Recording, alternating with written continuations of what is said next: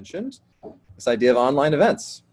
Right? I'm very mindful of the fact that we're in an online event talking about online events. So if you have any, especially if you have any feedback for us after today's session, please don't hesitate to share that. We use the term, though, webinar when we were sharing this topic with everyone, inviting you to register. So I want to just be kind of clear at the start here what it is that we're kind of inviting conversation on to start with. Because when we think about webinars, we're really thinking about just kind of any online interaction that we might be having. We might think about, we're kind of living online these days, right? And so we're doing everything from having work meetings to engaging in educational opportunities to socializing online. So when we're talking about webinars, we're really talking about the kind of more organized sessions and meetings where one person might be presenting information to other people. And so to start that conversation, I want to just share very briefly a few slides, and I promise they will be very brief. I promise. This is just a couple of thoughts to get the conversation going. Thought it might be easier just to show that in that form. So I'm going to go ahead and share my screen. And let's see. Hope I can move it into. Where's the? I'm sorry. I'm already breaking the first rule. I wasn't ready. I had to find the presentation button there. So just very quickly, wanted to just bring up 3 topics to consider when hosting a webinar. And hopefully this will get the juices flowing and get people thinking about the experiences that they've had and some goals and things you might want to explore moving forward. The first is to be authentic. Second topic is to make a plan. And the third topic is to consider the costs involved. So if we start with the first one, this idea of being authentic, right? We talk a lot about our opportunity to be inauthentic when we're online now, that we're only seeing people from the waist up, that we don't know actually what's going on behind them. And I recognize that that's very true for me. I've got an artificial screen behind me because because it's a bit of a mess behind me, right? But what ways can we be authentic, right? And the thing to remember is that when we're creating a webinar, we're really taking what is meant to be an in-person interaction and moving it online. So what can we do to make sure that we're creating the feel of an in-person interaction as much as possible online? One of the most important things we can do then is to be conversational. Is to be make sure that we are presenting ourselves as our own person, as our bringing our perspective, our experience to the conversation, and that we're being interactive. One of the most important things we can do is to make sure that people are involved in these conversations that we're creating online, that we're doing more than just talking over slides, which is again why this portion of our conversation is going to be brief, one of the many reasons. And so that invites us to be thinking about, again, how to accomplish that. And I hope that we can be talking more about these things today. But in terms of being interactive, might encourage us to be thinking about space for people to submit text of questions in the chat box, or for people to be able to raise their hands digitally to make sure that the conversation continues to flow. Second topic is make a plan. To have a clear goal for the interaction, right? A webinar is not just a time to be in the same space online, but to be in the same space for a specific purpose. To make sure they're picking the right software that's going to be accessible and useful for people around us. And that those goals and that software is clearly communicated to all participants, so they know what they're getting themselves into when they start. And we've all had those moments when we haven't been as attentive to a webinar, we haven't been as involved, where even though where they might not have thought that the goal was as useful for us, especially in a given moment, and that can change moment to moment. So I recently was a part of a webinar that focused on emotional intelligence in the workplace. And while the conversation was useful, it did not seem to be as applicable to my setting as I thought. And so I had kind of zoned out a little bit, it drifted over and started checking some email. And then the the host of the webinar did something very important. She brought these two topics together, right? She more clearly brought me back into the conversation and others back into the conversation by making it more interactive. She asked us to do something, to be a part of the conversation, to fill out a work plan, and to then talk with other participants about it. And you know, as that happened, I was reminded of what the goals of the conversation were. I was reminded of the value of the conversation, and I began to, it was communicated more clearly to me, and I became much more involved in the webinar moving forward, and I got a lot more out of it. And then finally, this idea of considering all costs. And I love this picture because we've all felt that in some ways, I think, lately, about you know, not being able to understand how to use some technology, or being frustrated about the way we have to conduct business these days. But I want to just invite us all to be thinking about, you know, these thought of opportunity costs. You know, what else could someone be doing?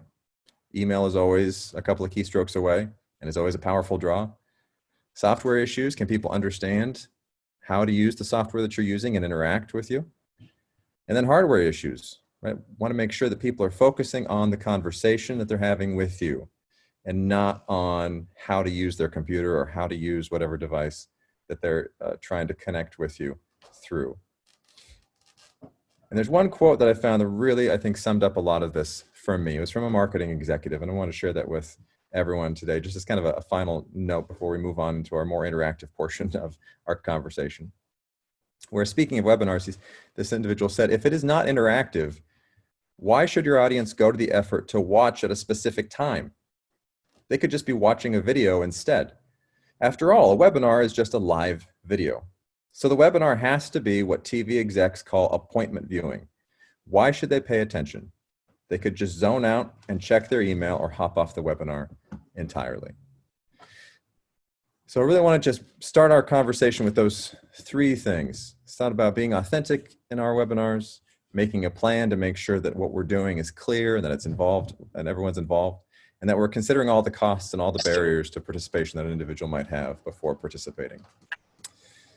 So with that in mind, stop sharing. Everyone can breathe a sigh of relief that we're getting into the conversational part of the session here. Thank you for going through that with us. Oops. So let's see. I've got to learn how to get back to my screen here. Again, just talked about knowing your software before starting, and I'm having issues. So with that in mind, want to, as those of you who have participated in these events before know, we like to have some small group conversation. I'm not sure, I think we should go ahead and do that. We've got a good enough size group here. We'll go ahead and break into 2 or 3 small groups.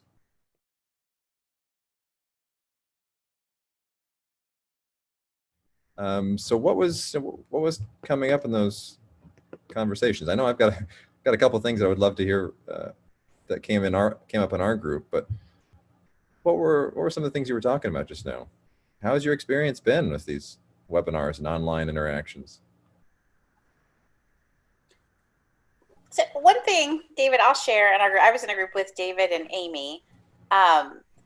We were just kind of reaching this that appears anecdotally from our experience, but it seems to be very different if you're trying to engage adults versus children or young people.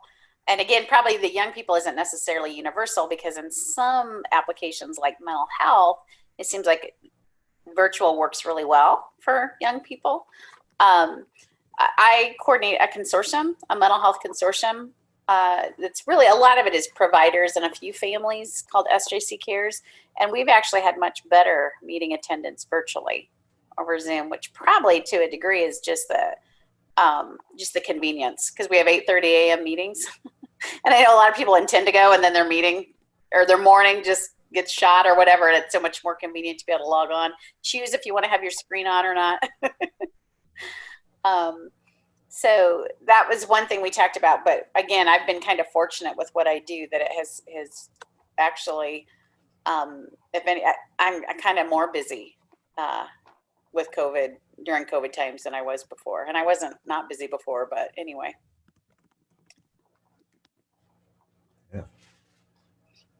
People, what do you think? How has this been? I mean, think about maybe your experience as a participant as well. Ludi, were you going to say something? Well, I was just going to say, I personally have not hosted. I mean, I've had some sort of like phone Zoom call, but I haven't really hosted a presentation or anything. So my understanding of webinar was more that previously, but I suppose what we're doing all the time now with these meetings are now webinars. So I know it's not ideal. A lot of people are sick of it, but I appreciate it. And honestly, in some ways, I see the participants sometimes more, more pronounced than I would have than attending a meeting with, a bunch of people. I just think it's what we got now, and it's people have gotten better at it. I've gotten better at it, and I like seeing people.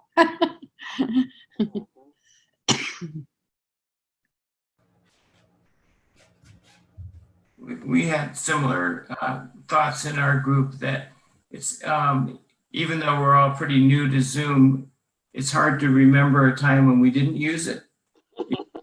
We've only been using it for 6 weeks or however long, and it does seem to be getting more natural as we go on. I always feel like I'm interrupting people.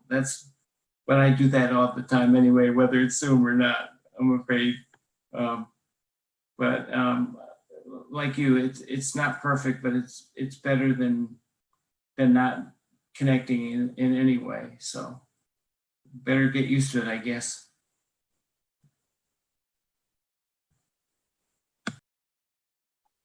I'll add another thing that we just used in our meeting that has worked really, really well for SJC Cares are the breakout rooms. I was surprised. I think one thing I've been pleased with is that had we not had to use it, I probably would have been a lot more hesitant, but we were all kind of thrown into it. And so you just started doing it. And we started using the breakout rooms. Actually, we started them with something we do called parent cafes, and that worked really well. So we thought we can do these in our meetings. And immediately I got so much feedback that people just felt like that interactivity was there, like that they could really share and discuss in breakout rooms in a way you can't in larger groups. And I've been really pleased with how friendly the technology is. I think what I find is a lot of things, what works well, works really, really well. It's just not necessarily flexible. So.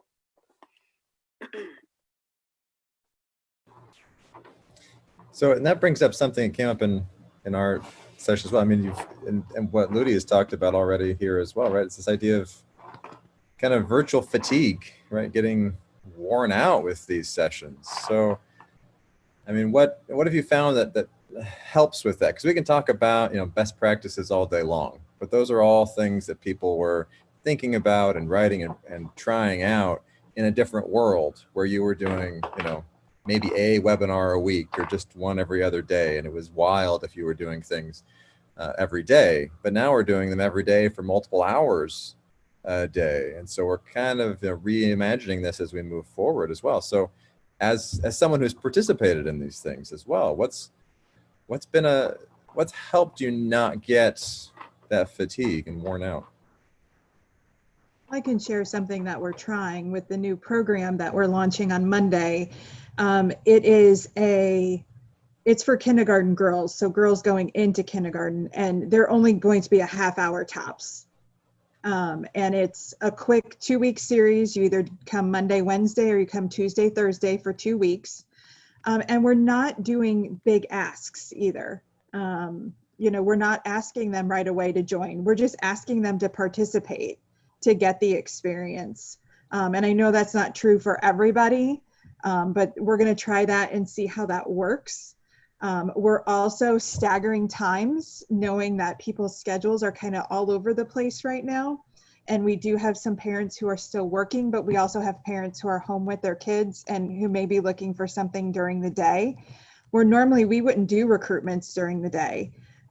We're now setting up that we have some, we're doing some at 10 o'clock. We're doing some at 6:45, 7 o'clock at night.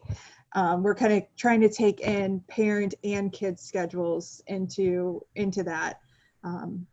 so that maybe it's not, okay, they've done school all day, now they have to get on the computer again. They can hopefully work it in somewhere. So we're going to try and see how that works. A great idea about pacing things, Mhm. letting people spread things out more so they can have some real life in between. Yes. That's great. Other thoughts? I mean, we've all had those webinars we've gotten on and thought, oh, this is a grind, or oh, this is not useful. And then others where, you know, in spite of it all, you feel a little energized afterwards, right? So what distinguishes those for you?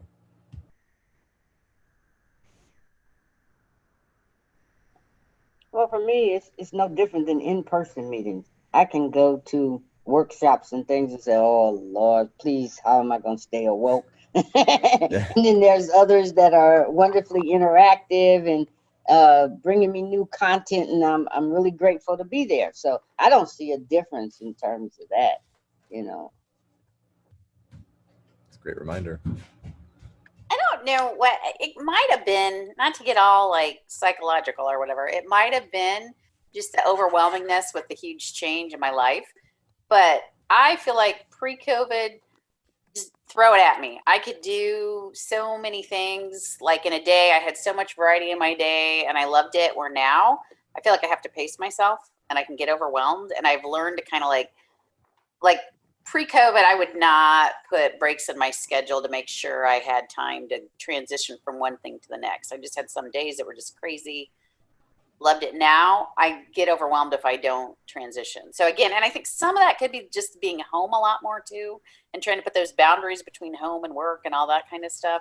But I have noticed that difference. I don't know. And so I'm curious if again, I know I entered into this thinking when we go back to normal, and I'm like, maybe that's not even a phrase anymore.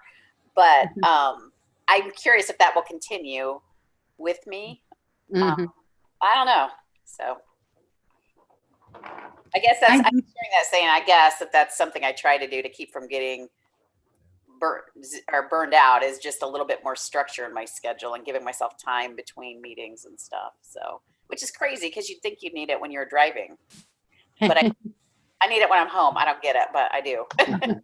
So That's a great point. I had really underestimated how much decompression I was getting just driving.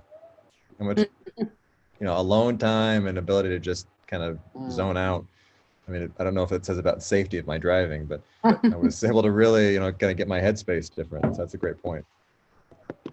So, I mean, recognizing that's going to be true not just for people hosting these conversations, but for the people who are participating in them. How do we structure these conversations to make sure that people who are participating are able to be there and give their full self? I mean, Amy was talking about spacing them out, maybe doing them at other times that you wouldn't think about normally. But I mean, is there other ways because we talked a little bit before. I mean, I mentioned kind of clearly communicating to people what's going to be involved, because webinars can be so different. Whereas before, I think, there was maybe more of an indication of what an event might be like, depending on where it was going to be, right? If you were just popping into somebody's office to say hello, you knew what that conversation was kind of be like, as opposed to being in a conference room, or a space at a different building or something like that. But when everything is from, the folding chair in your basement, how do we help people understand what they're getting themselves into? well, I kind of have a funny story about that. I don't know that it's an answer, but on just this last Tuesday, we did at the consortium meeting, I had told people ahead of time, we're going to do a pilot parent cafe called A More Perfect Union, which is talking about social justice issues. And I wanted to make sure, in the past, I had done on a live meeting, a parent cafe, people didn't know when they came because, again, experiencing one's a lot better than talking about it. Wanted to have people have this experience. So the beginning of a parent cafe, you do this exercise to get in listening mode, which is one-on-one. And so you have 5 minutes, and we go to a breakout room with just one person. You're randomly matched. And so we did this Tuesday, and HR Jung, who's the director of the LGBTQ Center, always does technology for me. He's part of our consortium. And so he's kind of having to think on his feet, do the numbers, how many breakout rooms we went. As soon as I explained what we were doing, we had 12 people drop. They left. Wow. I guess they voted with their feet, right? Or voted with their participation that they did not want to do that. So that Wow. doesn't answer your question at all, David. I don't have an answer for it, but I just want to say it happens sometimes that you realize, okay, I thought I prepared people. They left because they didn't want to participate in the small group. It was too intimate or something. Yes, I think that's exactly what it was. And it was first thing in the morning. That's interesting. Maybe that's a personality. That's my favorite part of these meetings, actually, is getting to know the other participants on a more personal basis. Right. And I typically, Dan, you mentioned that, like, because people, I get such great feedback after people do it. These cafes are one of those things where I'm like, and honestly, I'm the biggest culprit. Had I known, like, had I read a description before I went to one, I'd been like, no, I don't want to do that. Because it sounds like it's forced sharing. Instead, it's a really nice format. And because people often enjoy that one-on-one, I get positive feedback from it. I offer it with confidence. But 12 wasn't, like, that was a big percentage of people to lose. And so then we put people in breakout rooms, and some people were in there by themselves because the person they're going to be matched with, like, they left right when we were matching people. So I guess the lesson, there's that challenge in this too, that I think you have more anonymity. It's easier to leave, like, and just say, I'm not doing this. Well, that's such a great point too. That the level of anonymity can vary as well, right? Depending on how you structure the webinar. So I think that's an important thing for us all to keep in mind as well. I mean, these Zoom conversations, if one of us leaves, everybody else can see it, right? But if you're just I've been in a lot of webinars recently though, right? Where it's just a presenter and then you don't know who else is listening. You're on, attendee only mode, on mute, and the camera's off. And, I really go back and forth on those because there's a lot of those that I get kind of marginal information out of, but I'm not really paying attention, not really engaged. But I do have it on kind of in the background sometimes. So I think that's a really important point. This level of anonymity can really affect what you're willing to do and what you're willing to participate in. I wonder too, just because sometimes I think, we lose people that might have stayed had we let them prepare themselves, right? Because I know that I've been in some of these sessions as well, where if I don't think anyone's going to see me, like, my showers happen at all different times of the day these days, right? And maybe that hasn't happened yet. And I don't know about you, but it's still weird for me to not brush my teeth before one of these conversations as well. I know no one can smell anything, but it feels weird, right? And so just keeping that all in mind as we are structuring these things, thinking about that experience. But we've talked a little bit, it feels like, about this age divide as well. I was wondering if we could talk a little bit more about maybe working with adults in particular. So we talked a little bit about youth, and they kind of like online interactions, and maybe their availability is different than it would otherwise be because they're taking classes at home or whatever. But what about some other populations? How has this affected the way that you're able to communicate with the other populations that you're working with?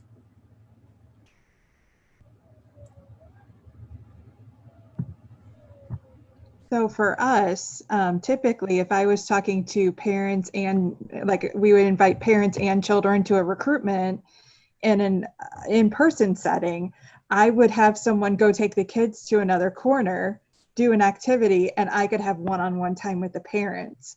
I can't necessarily do that. And so my kind of talk to them is intermixed with trying to keep their kid occupied while I'm trying to talk to them about, why don't you be a Girl Scout leader?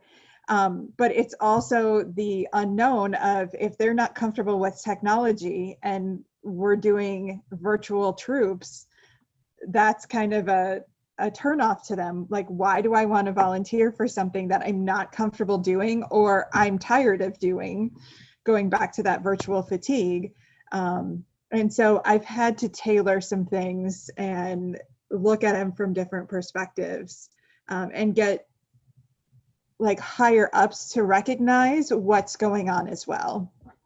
That, what would usually happen in a recruitment in person is not what's going to happen virtually because of just the makeup of things. So.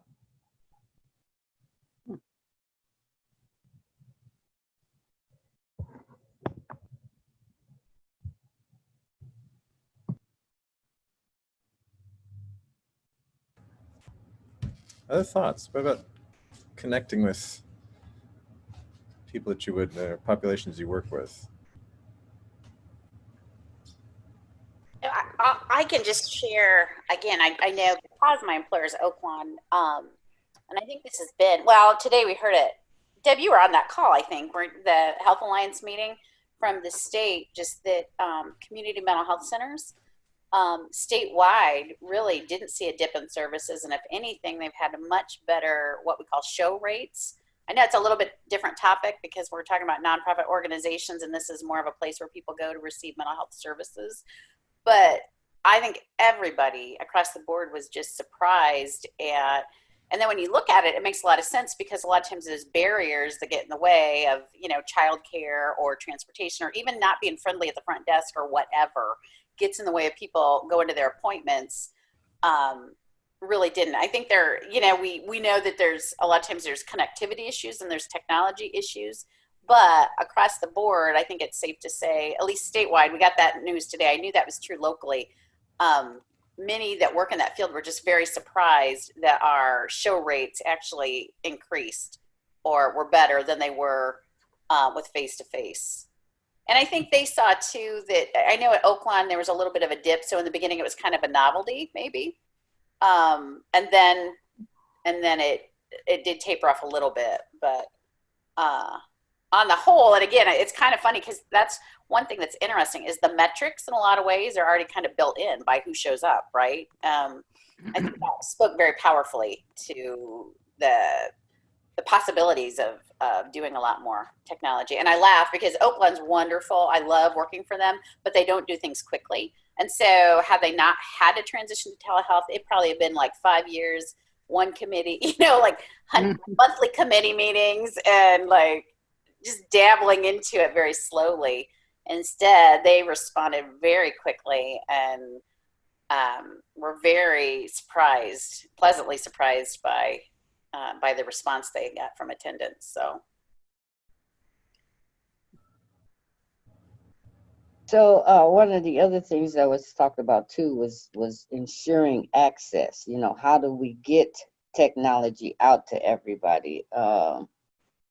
Is it like, can we get tablets to everybody? That's something that has come up here with us because everybody doesn't have a cell phone, a smartphone. Some people still have their little flip phones and things. So how do we bring technology to them on a platform that that's useful to them?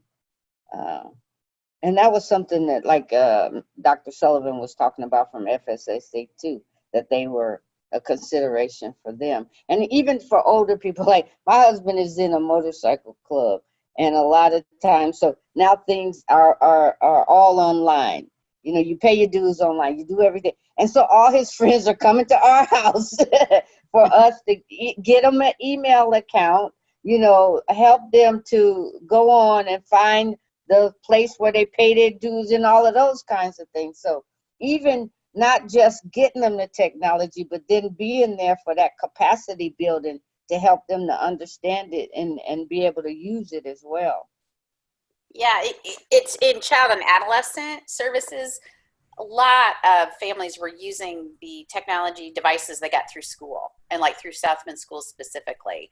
And so I know there was a concern in the beginning because they thought if South Bend takes every year before this, they'd taken the devices back at the end of the school year.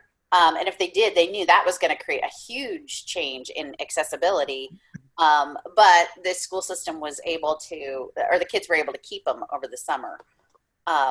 So that's interesting. And I agree, it's funny because even in my family things, kids now are the leaders with knowing how to do it. Oh no, here, Aunt Becky, this is how you turn the volume down or whatever, And I always would like have these battles with my son about how much he spent playing video games. Well, guess what? He's a genius now. He has skills. So. Well, I'm glad we brought up cell phones and just phones in general, right? Because it's a good reminder that that's how a lot of people are going to be interacting with these conversations as well, right? And I think that, being mindful about who's going to be in the space, right? I mean, whether or not you put any pictures up or any slides up, but also, whether or not you try and communicate with people, they can often call in, right? So Deborah, even if they have a flip phone, people should be able to get access to at least the audio of a lot of these sessions. I know that I've had to, recently, oh heck, I was gonna say long story short, but I'll just jump into it. So I apologize if this gets long. We just bought our first home in the area, and it's a little bit of a, in addition to the financial and emotional investment, there's some work that needs to be done on it. So I've been spending, we don't have to move in right away, but I've been spending all my evenings over there doing things, and there's no, and afternoons some too, and there's no internet connection yet. And so I've been calling into a lot of sessions and been reminded that, you know, in a lot of ways, you know, I've found myself sometimes taking notes by hand on paper. Imagine that, while on the telephone with these, but it really works well, right? So I think to be reminding ourselves that there are multiple ways we can get people to interact with these things. One thing I wanted to say too, I heard a really interesting conversation recently with some marketing executives talking about webinars, and they said, you know, what do you have when you create a webinar? You got great content. And we often have it, you know, where we just have the event itself and then it just kind of goes away. So, but why? You know, record it, use it again later on, right? You could have, if you've got a 45-minute event that you put on, well, maybe you don't have people who are interested in the full 45 minutes, but maybe they'd be very interested in, you know, 5 minutes here or 2 minutes there, right?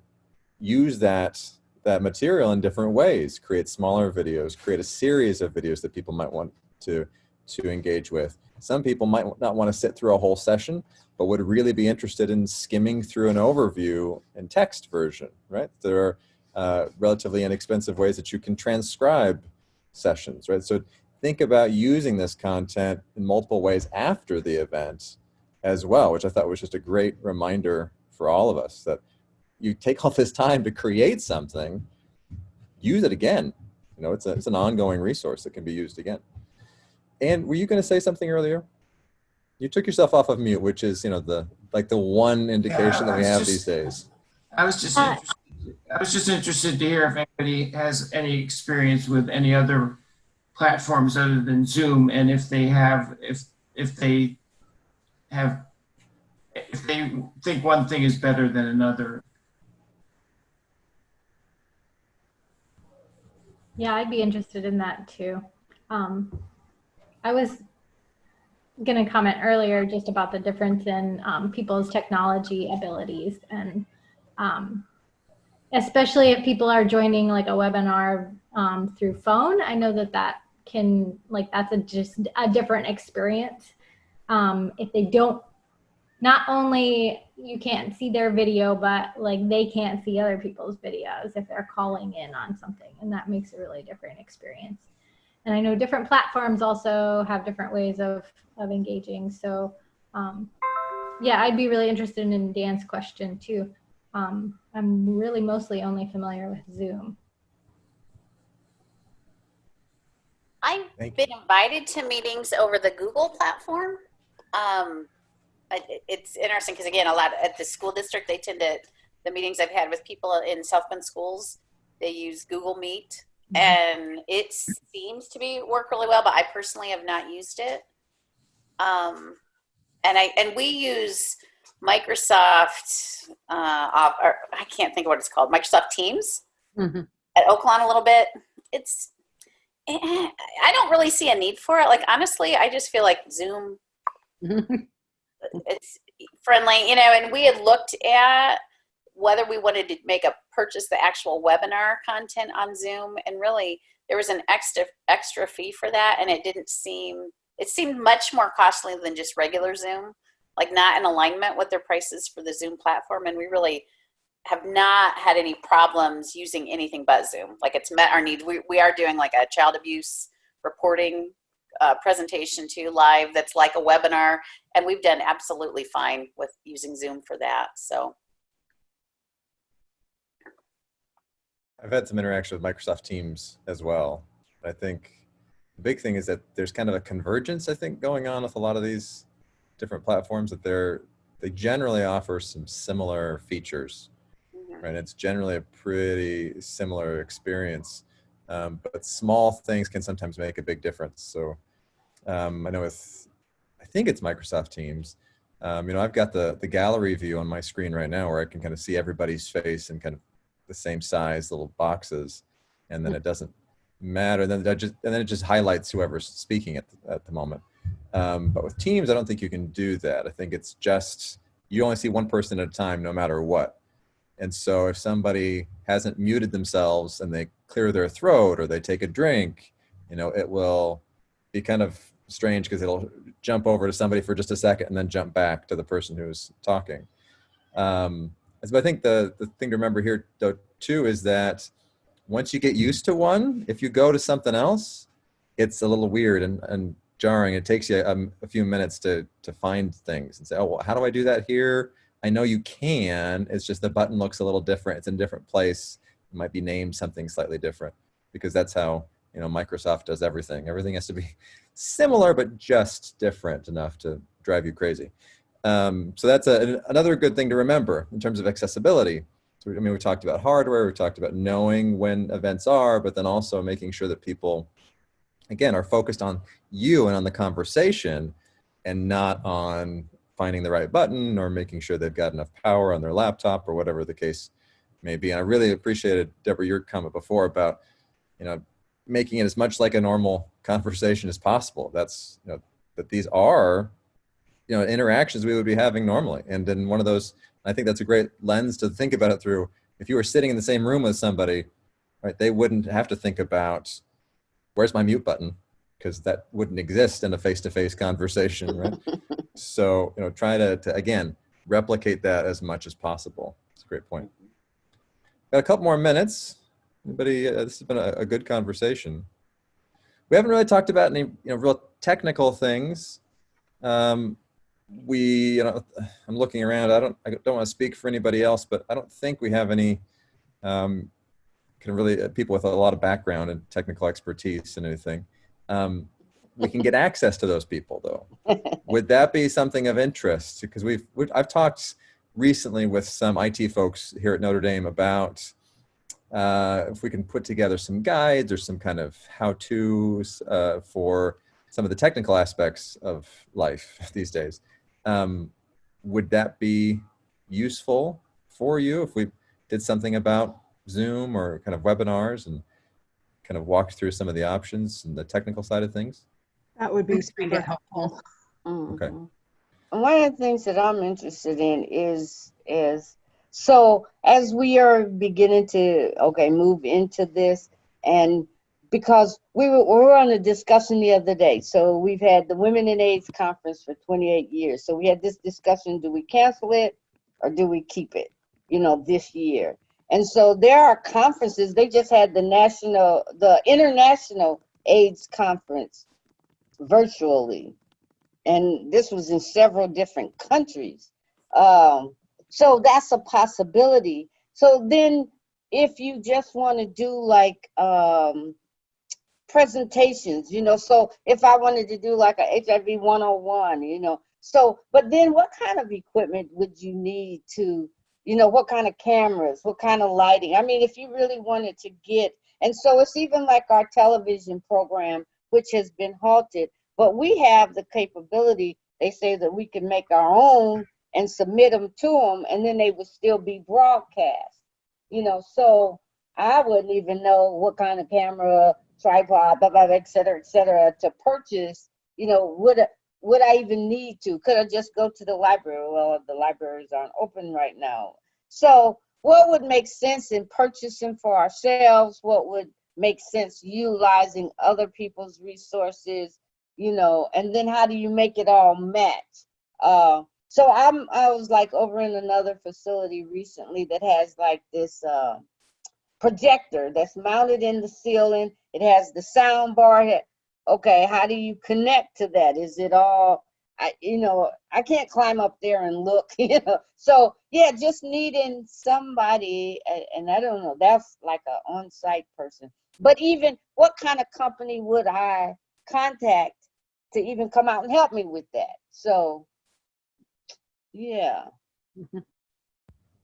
Those are great questions and ones that we've definitely been talking about, trying to see what we can do to help support you through some of this, this new set of questions and goals that everybody's got right now.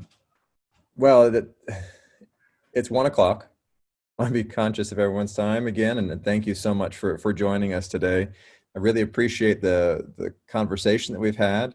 Appreciate the fact that we've got some new faces that we haven't seen before. Thank you for joining us. Hope to see you again in the future. And thank you again to those who have been kind of our stalwart bunch who are here each week. Really appreciate that.